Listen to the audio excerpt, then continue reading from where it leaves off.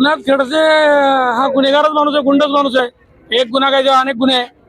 आणि एकनाथ खडसेंनी police station मध्ये जाऊन मी ते बघितलं. मी इकडे नव्हतो, पण मी टीव्हीच्या आपल्या माध्यमांच्या माध्यमातून बघितलं की पोलीस स्टेशन मध्ये जाऊन पोलीस अधिकाऱ्याला अश्लील शिवीगाळ करणे, अरेरावी करणे, एकदम घाणेरड्या तुच्छ दर्जाने वागणूक देणे, विशिष्ट लोकांवर गुन्हा दाखल करण्यासाठी आग्रह धरणे, अशाच पद्धतीने 30 वर्षापासून गेल्या 30 वर्षापासून खडसेचं इथे काम होतं आणि खडसे त्याच पद्धतीने तशाच पद्धतीने लयाला गेले.